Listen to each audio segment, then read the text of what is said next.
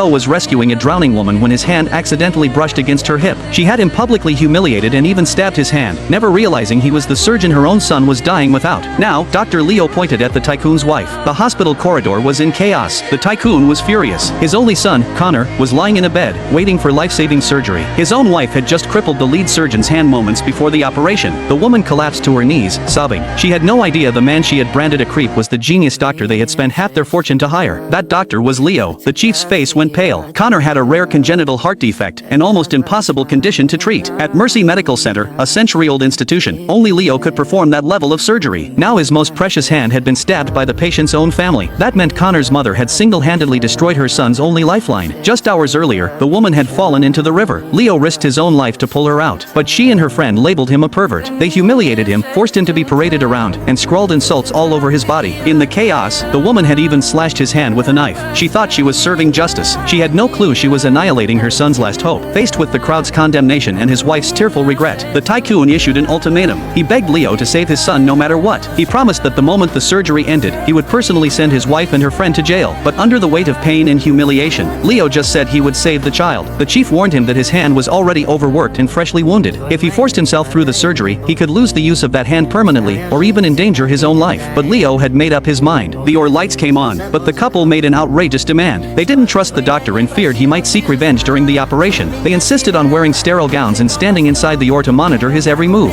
For the child's sake, the chief made an exception. The surgery began. Gloved and precise, Leo worked on the boy. But under the intense strain, his injured hand started shaking uncontrollably. Fresh blood quickly soaked through his surgical glove. He had to stop. Another surgeon stepped in to take over. In that split-second handoff, the monitor screamed. Blood backflow. Cardiac arrest. Everything went south fast. The same woman who had been terrified of retaliation just moments ago completely lost it. She charged forward and yelled at Leo to keep operating immediately. She even pulled out her phone and started recording. She shrieked that if anything happened to her son, she would expose them all for letting him die. The woman who had already ruined the surgeon's future was now using public opinion to force him to pull off an impossible miracle with a ruined hand. Gritting against the agony, Leo picked up the scalpel to save the boy. Outside the the woman was still raging. She threatened to burn the whole hospital down with her. The chief tried to mediate, but every word fell flat against such unreasonable family members. The boy's father promised that if the doctor could save his son, he would agree to any terms, but Leo's hand was already trembling beyond control. His colleagues knew there was no way he could last, yet the family kept pushing. The father even personally pulled sterile gloves onto Leo's hands. This was a rescue under coercion. A female colleague stood by, preparing for the worst. If Leo collapsed during the surgery, she would take over at once. The surgical lights blazed down. Minutes dragged like hours. Everyone held their breath. Finally, the surgery was a success. The moment they confirmed the patient's vitals were stable, Leo's frayed nerve snapped. He collapsed to the floor, every ounce of energy spent. Meanwhile, the boy's father, Mr. Hartford, was on the phone. He promised the chief he would make things right for Leo. He told his wife and her brother to turn themselves in. He knew his wife was always arrogant and reckless, but this time she had crossed every line. If he didn't rein her in, the whole family would drag him down with her. But the woman immediately played the family card. She sobbed about how she had stood by her husband through everything. She cried that their son couldn't grow up without a mother. Her brother chimed in, blaming it all on a moment of impulse. They were convinced that a doctor's compassion would save them. As long as they apologized sincerely, Leo would surely forgive. Mr. Hartford's resolve wavered. He laid down a final condition. If Leo nodded and forgave, the whole thing would be dropped. Inside the recovery room, Leo woke up. A colleague told him the knife hadn't cut any tendons, and he would heal quickly. But when he tried to lift a cup of water, his hand, the hand that had worked countless miracles, shook so badly he couldn't hold it. He tried to pick up a pen. Same result. He was finished. Just then, Mr. Hartford walked in with his whole family. They carried gifts and wore fake smiles. The wife brushed it off, calling it a misunderstanding. She said she had mistaken him for some kind of pervert. They pleaded for him to be the bigger person, arguing he hadn't really been seriously hurt. They acted as if destroying a top surgeon's career was a minor mix-up that could be casually erased. Leo watched their clumsy performance and listened to their insincere apologies. Slowly, he lifted his head. Mustering every ounce of strength, he said just one word. No.